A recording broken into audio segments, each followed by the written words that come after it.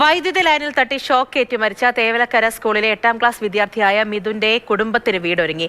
Bharat scout and guides ആണ് വീട് നിർമ്മിച്ചു നൽകിയത്. മന്ത്രിമാരായ കെ.എൻ. ബാലഗോപാലും വി. ശിവൻകുട്ടിയും ചേർന്ന് താക്കോൽ ദാനം നിർവഹിച്ചു.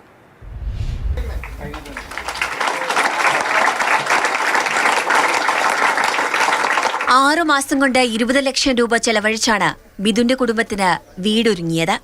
1000 സ്ക്വയർ ഫീറ്റിൽ നിർമ്മിച്ചിരിക്കുന്ന വീടിന് ചുറ്റും ഇനി മിഥുന്റെ ഓർമ്മകളുടെ ഗന്ധം നിറയും. മിഥുന്റെ വീട് എന്റെയും എന്ന പദ്ധതിയിലൂടെയാണ് നിർമ്മാണം പൂർത്തീകരിച്ചത്.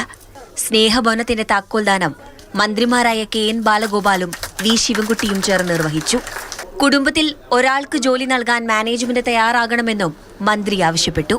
കഴിയുമെങ്കിൽ ഈ വീട്ടിലെ മിഥുന്റെ അമ്മയ്ക്കോ അച്ഛനോ ആർക്കെങ്കിലും നമ്മുടെ ആ സ്കൂളിൽ എന്തെങ്കിലും പരിഗണന കൊടുക്കാൻ വേണ്ടി കഴിയുമെങ്കിൽ ഒരു ജോലിയുടെ കാര്യത്തിൽ ഒരു പരിഗണന കൊടുക്കുന്നതിന് വേണ്ടി ആലോചിക്കണം.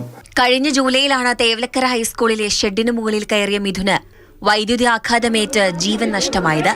സുഹൃത്തിന്റെ ചെരുപ്പ് എടുക്കാൻ കയറിയപ്പോൾ അബദ്ധത്തിൽ വൈദ്യുതി ലൈനിൽ പിടിക്കുകയായിരുന്നു. മാതൃഭൂമി ന്യൂസ്, കൊല്ലം.